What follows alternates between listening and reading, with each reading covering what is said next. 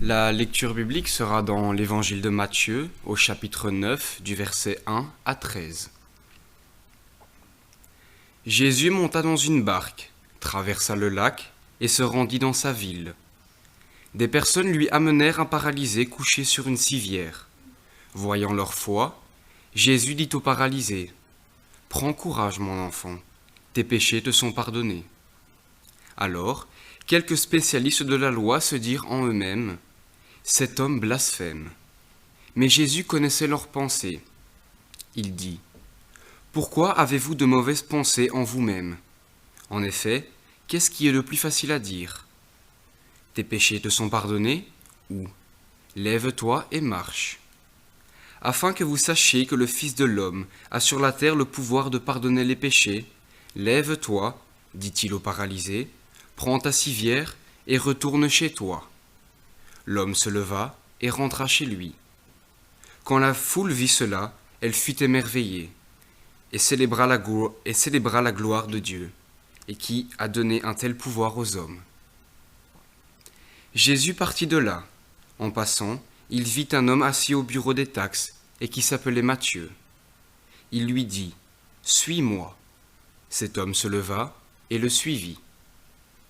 Quand Jésus était à table dans la maison, beaucoup de collecteurs d'impôts et de pêcheurs vinrent à se mettre à table avec lui et avec ses disciples. Les pharisiens virent cela et dirent à ses disciples : « Pourquoi votre maître mange-t-il avec les collecteurs d'impôts et les pêcheurs ?» Mais Jésus, qui avait entendu, leur dit : « Ce ne sont pas les bien portants qui ont besoin de médecins, mais les malades. Allez apprendre ce que signifie : je désire la bonté et non les sacrifices. En effet, je ne suis pas venu appeler des justes, mais des pécheurs à changer d'attitude. » Amen.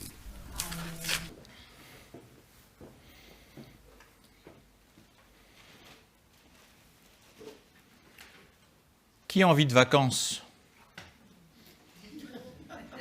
Je m'attendais à plus de mains quand même. Hein. Moi, Alors, si vous êtes à la recherche d'un prochain lieu de vacances, je peux vous suggérer l'Ardèche, avec là-bas ce qui peut être considéré comme l'une des plus anciennes galeries d'art connues au monde. Elle se trouve près de Vallon-Pont d'Arc, ce qui vous permettra de profiter aussi du soleil, en principe. Donc en 1994 fut découvert la grotte Chauvet, en réalité un ensemble de grottes avec des peintures murales et des gravures, environ 1000 chefs-d'œuvre s'étalant dans des galeries sur plusieurs dizaines de mètres et datant d'environ 36 000 ans avant Jésus-Christ. Ce ne sont pas les plus anciennes peintures paléolithiques. Il y a encore plus anciens, en tout cas connus. Vous avez des grottes en Espagne avec des peintures plus anciennes qui datent de 65 000 ans avant Jésus-Christ. Donc on est vraiment très loin. Mais celles-là, c'est difficile, on ne les voit pas bien à l'œil nu. Il faut des procédés pour mettre en avant les images. Mais à Chauvet, les images sont bien visibles à l'œil nu. Alors même s'il existe les grottes en Espagne, la grotte de Chauvet est sans doute celle qui émerveille le plus avec un très bon état de conservation de ces peintures, gravures que l'on trouve sur les parois. Alors certes, on ne peut pas entrer dans ces grottes pour éviter de les détériorer. On a eu l'expérience des grottes de Lascaux, où on a abîmé assez bien avec le tourisme. Elles ont été fermées à un moment donné. Ici, on a gardé fermé. Mais qu'est-ce qu'on a fait à la place ? Il y a une réplique qui a été inaugurée. On a fait une réplique de ces grottes. Donc une réplique a été inaugurée en 2015. Et cette réplique avait pour but de quoi ? D'en mettre plein la vue. Plein la vue des visiteurs qui venaient du monde entier. Et croyez-moi, le détour en vaut le coup d'œil. C'est une belle réplique de ce qui existe, mais qui est gardé un peu caché du grand public. Alors cet ensemble pictural nous apprend que le visuel a toujours fasciné l'être humain. Depuis toujours, nous sommes très sensibles à l'esthétique visuelle, comme en témoigne l'archéologie. Je parle ici de quelque chose de très ancien, mais vous pouvez prendre l'archéologie de n'importe quelle époque. Il y a des éléments qui ont été dessinés, des éléments décoratifs qui sont beaux, parce que nous sommes sensibles à ce qui est beau, visible. Je vois un sourire s'esquiver sur les lèvres d'une peintre dans la communauté ici. Je ne vois pas tout, mais de temps en temps, je vois.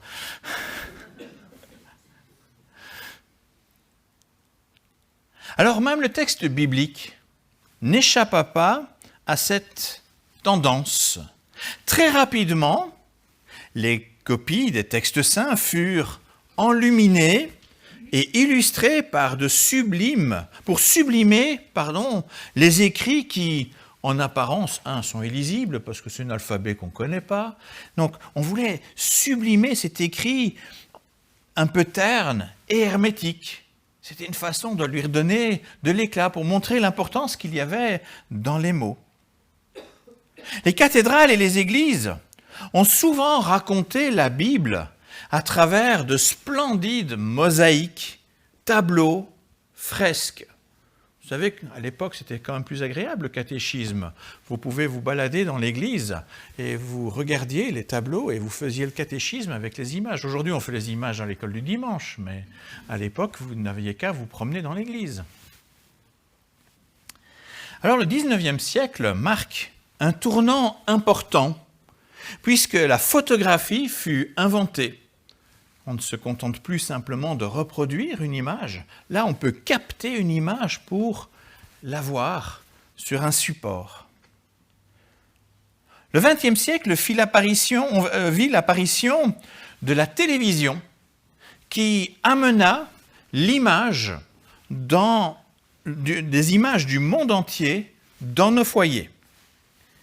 Et depuis peu, nous avons désormais l'intelligence artificielle qui va encore un peu plus loin, qui produit à la demande des images et des films qui ont l'air tout à fait réalistes, mais totalement imaginaires.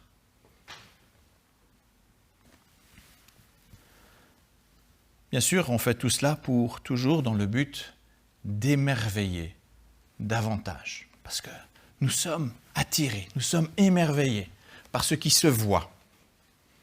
Ce qui est visible a un impact très fort sur l'être humain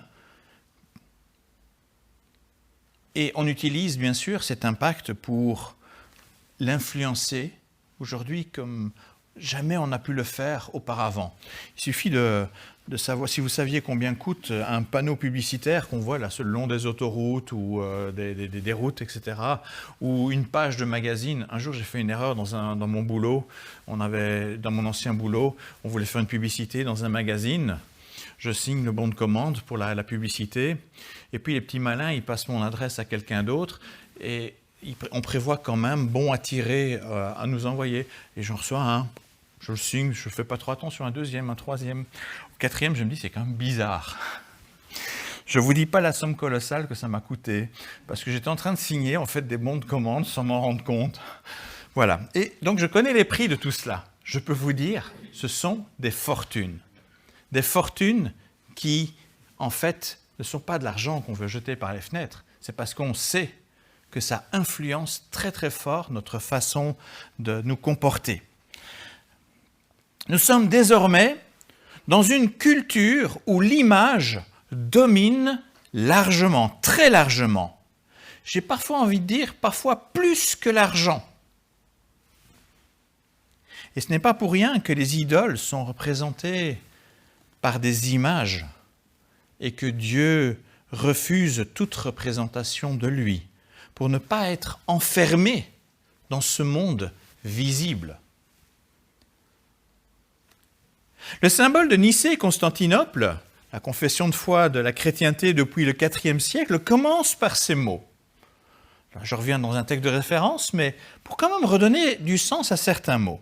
Nous croyons en un seul Dieu, on est d'accord. Le Père Tout-Puissant, nous sommes toujours d'accord. créateur du ciel et de la terre, ça c'est bien clair, de toutes les choses visibles et invisibles. Tiens, il y a plusieurs confessions de foi qui utilisent ces mots, visible et invisible. Et j'aimerais m'attacher un petit peu à la signification de cela, parce que ce n'est pas simplement des mots dans une confession, c'est quelque chose qui va bien au-delà de ce qu'on imagine. Ce texte rappelle que Dieu est le maître du visible et de l'invisible. Alors, étant donné que nous sommes omnibulés par ce qui est visible, par l'image, il me semble utile de prendre un temps pour rééquilibrer notre regard, de sorte que nous puissions posions sur les choses, rééquilibrer notre regard, que nous posons sur les choses, afin de mieux tenir compte des deux dimensions, pas seulement le visible, comme on le fait d'une façon un peu instinctive, mais le visible et l'invisible. Et pour ce faire, examinons plus en détail les deux péricopes que l'on trouve au début de Matthieu. Nous avons d'abord la première, avec la guérison du paralytique. Donc l'évangéliste nous rapporte d'abord une scène, des personnes amenant à Jésus un paralytique. Vous pouvez fermer les yeux même et imaginer la scène, parce que c'est très visible ce qui se passe là. Ils l'amènent, pourquoi ? Parce que voilà, ils ont de l'amour pour cet homme et ils veulent qu'il soit guéri. La réputation de Jésus n'est plus à faire. Tout le monde a vu qu'il était capable de guérir les malades. Il en a déjà guéri quelques-uns et les gens l'ont vu. Pourtant, Jésus surprend, non en guérissant cette fois-ci, mais en déclarant « Prends courage, mon enfant, tes péchés te sont pardonnés. » Ça fait une belle jambe.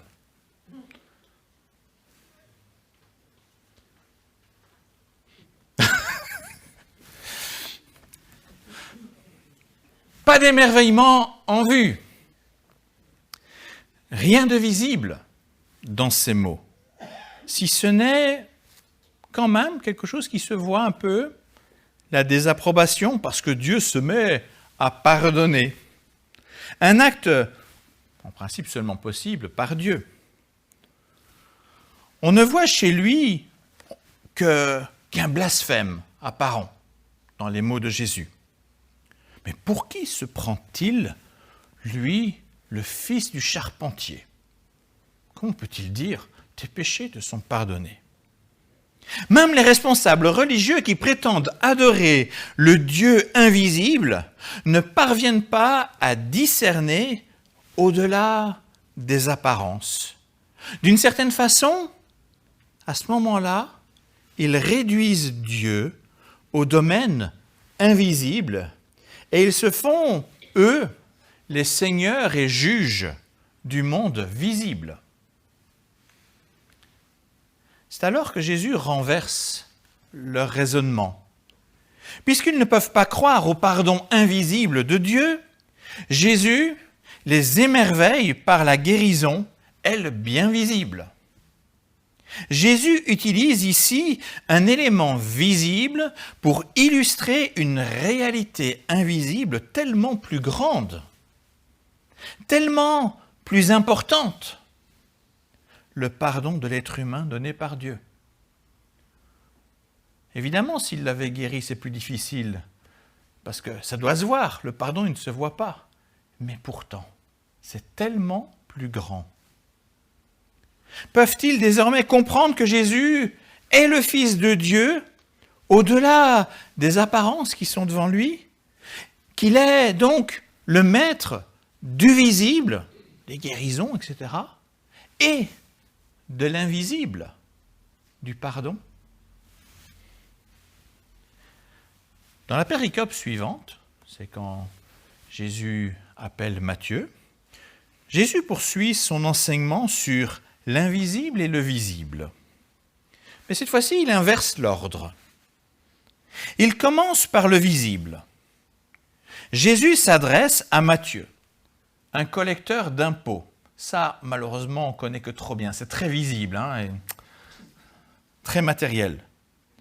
Un collecteur d'impôts. une personne, à l'époque, peut-être encore un peu aujourd'hui, une personne de mauvaise fréquentation, si on ne s'en tient aux règles et aux coutumes de l'époque.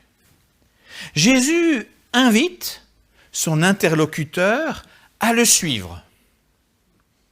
Et Matthieu le fait sans hésiter. Je ne sais pas si vous vous rappelez, j'ai parlé de marcher par la foi il y a 2-3 dimanches. Et j'ai parlé de Pierre, Jacques, etc., de leur foi, qu'ils avaient tout quitté, etc. Alors Pierre et Jacques, André et Jean avaient suivi Jésus. Mais si on y regarde bien, c'était des pêcheurs de poissons. C'était relativement facile pour eux de revenir à leur métier si jamais ils s'étaient un petit peu trempés. Mettez-vous à la place de Matthieu. Il est collecteur d'impôts, fonctionnaire d'un État occupant. Il laisse son travail en plan. Croyez que ça va faire plaisir à l'occupant? Je peux vous dire qu'en faisant cela, en suivant Jésus, un retour en arrière est en réalité impossible pour lui. Et il le sait bien. En suivant Jésus, il doit abandonner son job très lucratif. Parce qu'il se servait un petit peu quand même. Après avoir quitté son poste, il emmène Jésus chez lui. Et il invite ses collègues péagers, les collecteurs d'impôts. Et voilà Jésus à table en communion avec des gens notoirement considérés comme mauvais, comme pécheurs. Cette fois-ci, pas pêcheurs de poissons, mais pêcheurs devant Dieu. Le spectacle, essayez d'imaginer la scène, le spectacle offert aux pharisiens les choque. Comment Jésus ose-t-il enfreindre les convenances et les règles de pureté de la religion juive? Partant de ce qu'ils voient, les religieux ne comprennent pas ce qui se joue de façon invisible dans cette scène. Non seulement la réponse de Matthieu était un témoignage visible d'un changement invisible de son cœur, mais plus encore, et ça on n'y pense pas quand on lit le texte, Matthieu s'est servi de ses relations aux apparences mauvaises, mais pour amener d'autres personnes vers le Christ. C'est un évangéliste, au sens strict du terme, là. Il va vers ses copains, qui n'étaient pas forcément bons, et il leur présente celui qui en vaut la peine. C'est d'ailleurs pas le seul point que Dieu utilisa chez Matthieu. Bien sûr, il y avait ses relations, ça a permis une rencontre avec le Christ, mais en collecteur d'impôts, Matthieu avait le don de l'écriture précise. Et c'est ce don que Dieu utilisa chez lui pour nous raconter l'histoire des évangiles, de l'évangile de Jésus, puisqu'il est devenu celui dont nous lisons le texte aujourd'hui. Vous voyez comment Dieu peut transformer quelque chose là, dans les apparences visibles mauvaises, en quelque chose de profondément bon. Ce que les gens voyaient, c'était Jésus occupé à manger avec des pécheurs, un scandale. Ce qu'ils ne voyaient pas, c'est que Jésus changeait le cœur de ces pécheurs pour les réconcilier avec Dieu, de sorte qu'ils soient désormais capables d'utiliser leurs dons, mais pour agir bien. Jésus est venu pour guérir les cœurs. On ne le voit pas ça, mais c'est ça le plus important. Il est venu pour guérir les cœurs de celles et ceux qui se reconnaissent malades du péché. Alors parce que nous donnons une importance très grande à ce qui est visible, nous portons facilement un a priori, un jugement sur un simple regard. Vous avez déjà vu quelqu'un qui arrive et très discrètement vous avez l'œil qui balaye là, en un quart de seconde la personne. Ça y est, le jugement est fait. Nous négligeons la réalité invisible de la création. Cela peut aller jusqu'à nier la réalité invisible de façon à éliminer Dieu, puisque Dieu est invisible. Je ne crois que ce que je vois. Vous connaissez ce slogan? Ce qui est étrange, c'est que c'est un slogan qui est présent dans le monde matérialiste dans lequel nous sommes et qui a été récupéré quand même de l'apôtre Thomas. Alors je ne dis pas que l'apôtre Thomas avait raison en disant cela, mais voilà, ça a été très largement récupéré. Pourquoi? Pour rejeter, pour nier l'existence de Dieu. On s'accroche à ce qui est visible et on veut éliminer l'invisible. Aujourd'hui, Dieu ne se voit pas. La spiritualité humaine non plus d'ailleurs. Mais cela ne signifie pas qu'il n'existe pas. Certes, le péché a créé une rupture entre le ciel et la terre, entre ce qui est invisible et ce qui est visible. En venant dans notre monde visible, Jésus a révélé le projet de Dieu. Tout réconcilier, y compris le visible et l'invisible. Il veut faire renaître l'être humain à la réalité invisible du Père, lui redonner la vraie spiritualité, la vraie communion avec le monde invisible. Le Fils de Dieu qui était invisible dans le ciel, s'est rendu visible sur cette terre pour devenir le trait d'union de ces deux mondes, entre ces deux mondes, en apportant le pardon et la réconciliation qui ne peut venir que d'en haut. De la sorte, il rend au monde visible toute sa grandeur et sa raison d'être en rétablissant le lien avec le Créateur invisible. Il est le Créateur du monde visible et invisible. C'était ça la confession de foi. C'est Christ qui rétablit ce lien. Le « et » dans notre confession, c'est Christ, lui qui appartient aux deux mondes. Alors si Dieu ne se voit pas, cela ne signifie pas qu'il est absent du monde visible. Le matérialisme voudrait nous faire croire qu'il n'est pas là pour éviter de se repentir, de se soumettre à ce qu'il ne peut saisir. L'idée d'un Dieu révolte de plus en plus autour de nous. Même si c'est une chimère, l'être humain préfère vivre dans l'illusion qu'il contrôle son monde en le réduisant à ce qu'il peut voir, à ce qu'il peut palper, à ce qu'il peut comprendre. C'est pourquoi Dieu agit malgré tout dans notre réalité visible, afin de nous émerveiller. Alors bien sûr, il agit dans toute la création, il la tient, il y a sa providence. Mais il y a des moments où il va agir de façon plus particulière, de façon plus visible, comme il l'a fait ici avec le paralytique. Il veut nous émerveiller comme il a émerveillé la foule de Capernaum. Certes, il n'est pas là pour manipuler ou pour épater. S'il le voulait, Dieu a pleinement la capacité de stopper toute maladie, toute guerre, tous les arrogants, les méchants. Bien sûr qu'il peut le faire. Il intervient parfois dans ce sens, comme en guérissant le paralytique, mais on doit le reconnaître, pas si souvent. De sorte à nous apprendre à regarder plus loin et nous émerveiller, non pas uniquement de ces petits éléments visibles, mais surtout de nous émerveiller de son amour et de sa grâce invisible. Il veut nous apprendre à nous émerveiller de Dieu et non d'une idole.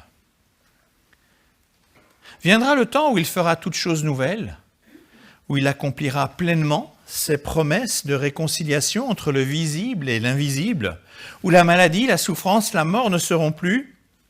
Viendra le temps où nos yeux verront pleinement les réalités invisibles et où nous serons face à face devant le Père. Mais aujourd'hui, il nous appelle d'abord à lui faire confiance, à placer notre foi en lui. Pas faire la foi dans ce que nous voyons. C'est pas simplement dire je crois dans ce que je vois. Non, c'est je crois aussi ce que je ne vois pas.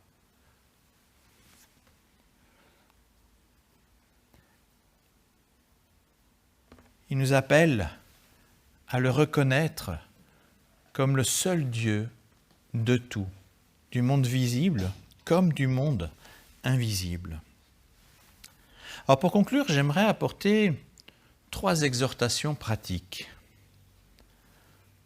Tout d'abord, il est important de ne pas donner à l'image, à ce qui est visible, une importance démesurée, au risque d'en faire une idole. Les images sont trompeuses. Et aujourd'hui, on peut tellement bien les manipuler qu'on peut faire croire un petit peu n'importe quoi. Les fake news qui apparaissent sur les réseaux sociaux, ça devient malheureusement monnaie courante. C'est une forme d'idolâtrie. Concrètement, cela signifie aussi de ne pas juger sur les apparences. Nos raisonnements sont trop souvent dictés par ce que nous voyons et pas assez par l'action discrète et invisible de Dieu, comme ça s'est passé avec Matthieu et ses compagnons. Deuxièmement, deuxième exhortation pratique, apprenons à ouvrir les yeux autrement, de sorte à discerner la main invisible de Dieu dans ce qui est malgré tout perceptible. Le Seigneur n'est pas si invisible que cela pour celui et celle qui se donnent la peine de chercher sa présence. Au-delà des apparences, des cœurs sont changés. Le mal est utilisé pour produire le bien. Les apparences peuvent nous bousculer, mais souvent Dieu manifeste sa souveraineté sur notre monde visible de façon subtile.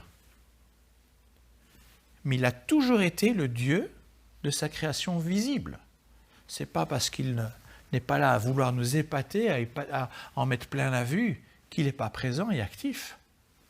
Apprenons à discerner cette présence.